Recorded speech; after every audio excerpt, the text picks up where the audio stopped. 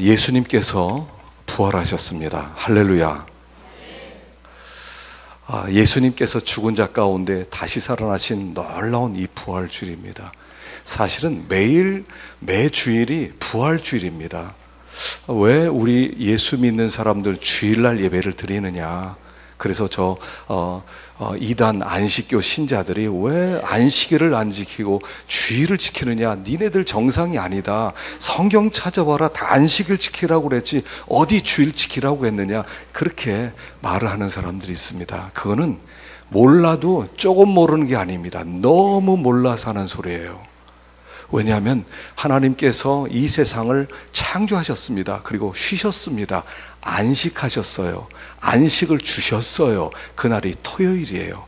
그런데 하나님께서 창조하신 그 창조물이 죄가 들어오고 마귀가 우리를 타락시켜서 안식이 깨졌어요. 더 이상 토요일 날 안식을 주지를 못해요. 그래서 하나님께서는 예수 그리스도를 이 땅에 보내셨어요. 그리고 예수 그리스도께서 죽으시고 부활하심으로 말미암아 새 세계를 만드셨어요. 그날이 주일날이에요. 그래서 우리는 옛날 창조, 옛날 안식을 주시는 그 삶이, 그 날을 우리가 모여서 예배를 드리는 게 아니라 예수 그리스도께서 부활하심으로 말미암아 진짜 안식을 주시는 이날 우리들이 모여서 하나님을 찬양하고 경배하는 것입니다. 그러니까 예수님이 부활하신 이날 예배드리는 것이 당연한 거예요. 당연한 거예요. 자꾸 옛날에 하나님이 그 안식일 날 그날 지키라고 했다, 그날 쉬라고 했다, 그게 아니라 우리는 새로운 창조, 우리가 새로운 창조, 세계 속으로 들어온 하나님의 새로운 이스라엘, 새로운 백성이 되었기 때문에 이날 우리가 안식을 하고 하나님을 찬양하는 거예요. 그리고 예수 그리스도께서 부활하신 그 부활에 눈을 갖는 거예요. 여러분, 부활이라는 것은 뭐냐면 우리의 결론이에요. 네, 살아나신 거예요. 우리 유치부에 잘 배웠네. 살아나셨어요.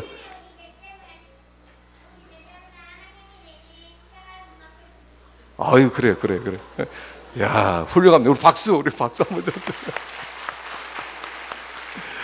야, 참, 우린 애들이 이 정도입니다. 예수님이 잊어버렸잖아. 여러분, 부활이라는 것은요, 우리의 결론이에요. 부활이라는 것은 주님이 우리에게 안식을 주시는 거예요. 그래서 마침내 우리의 결론이 결정되었다는 뜻입니다. 우리의 삶이 어떠한 어려움이 있고 어떠한 힘든 일이 있고 어떤 괴로운 일이 있을지라도 우리의 결론은 나와 있는데 우리는 승리라는 거예요. 이게 부활이에요. 부활은 승리라는 뜻이에요. 우리는 승리가 결정되었고 지금 어떤 걸음, 어떤 삶을 살아갈지라도 반드시 승리할 것이기 때문에 우리는 오늘 이 싸움을 잘 싸워나갈 수가 있는 것입니다.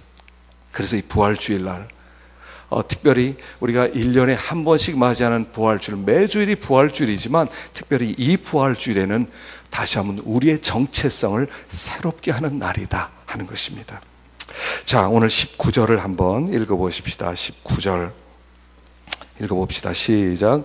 이날 곧 안식 후 첫날 저녁 때 제자들이 유대인들을 두려워하여 모인 곳에 문들을 닫았더니 예수께서 오사 가운데 서서 가라사대 너희에게 평강이 있을지어다.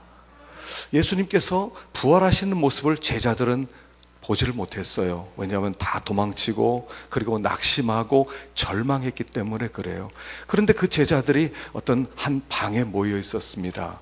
그 10명의 제자가 모여서 앞으로 어떻게 살아가지?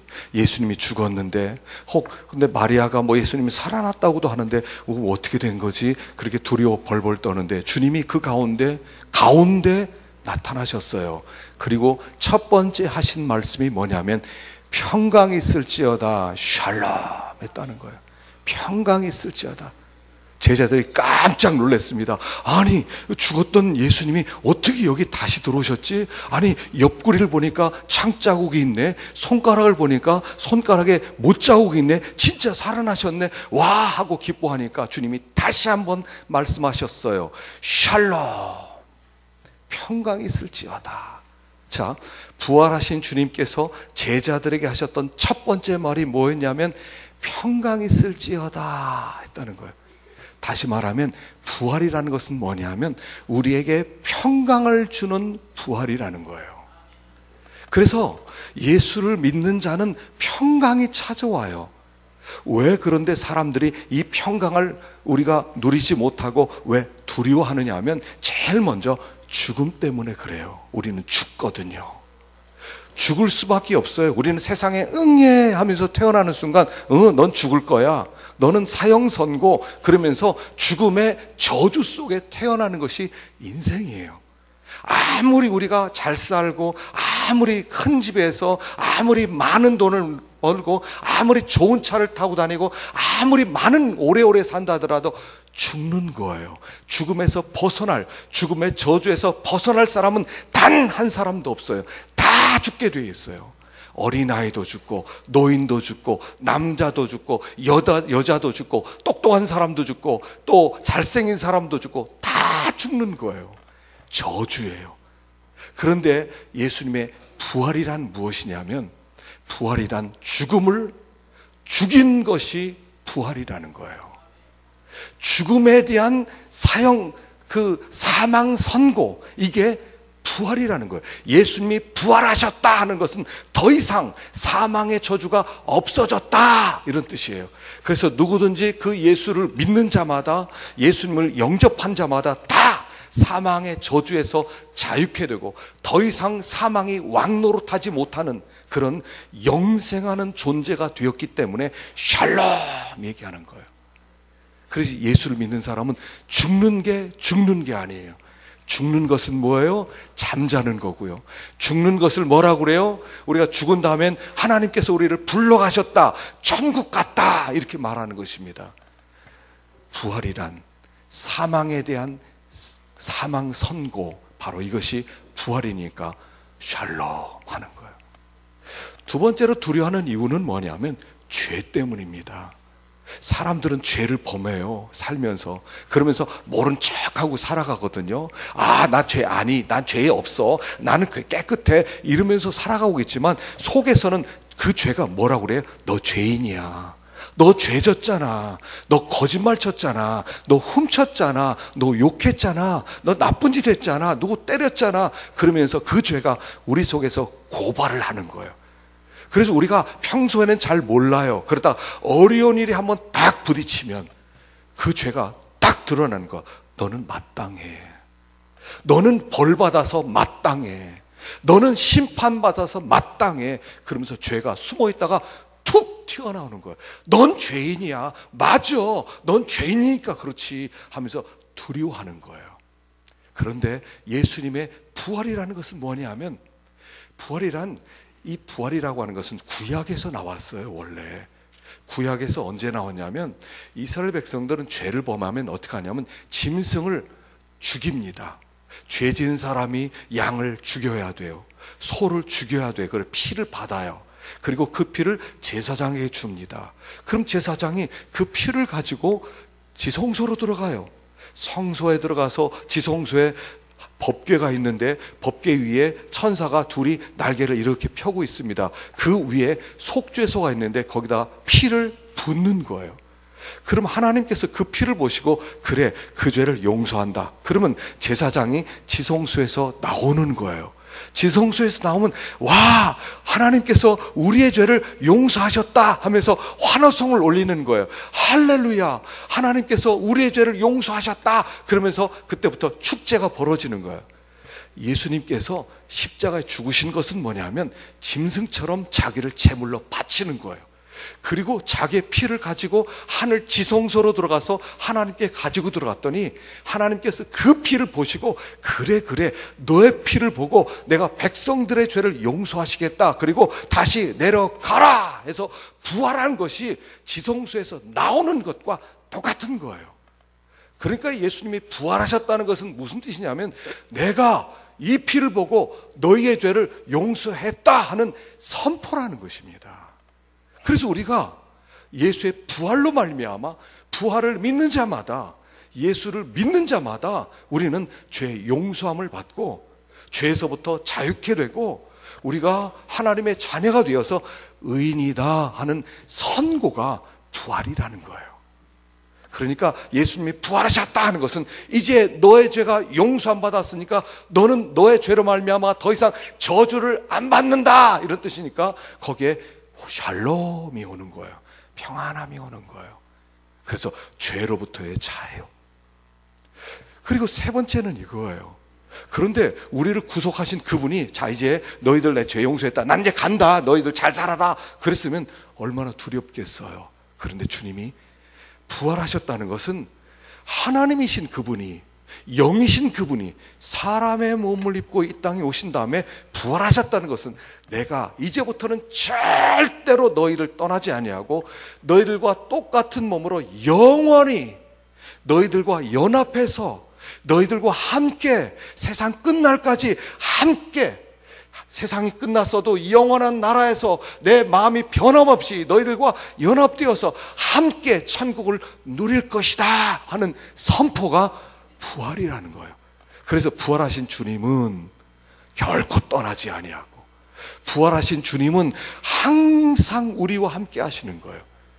그래서 우리가 이 부활절에는요, 2000년 전에 부활하신 주님이 나하고 무슨 상관이 있어?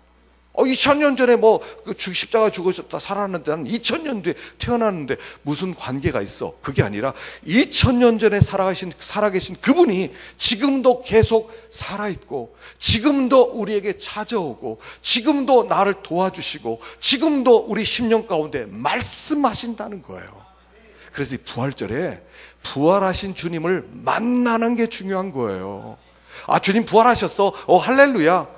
그 부활이 나와 무슨 상관이 있어요? 그 부활하신 주님이 내 곁에 오셔서 나에게 말씀해 주시고, 나를 인도하시고, 나를 도와주시고, 나에게 확신 주시지 않으면 그 주님이 나와 무슨 상관이 있냔 말이에요. 예수님의 부활과 내가 관계없는 거가 되는 거예요.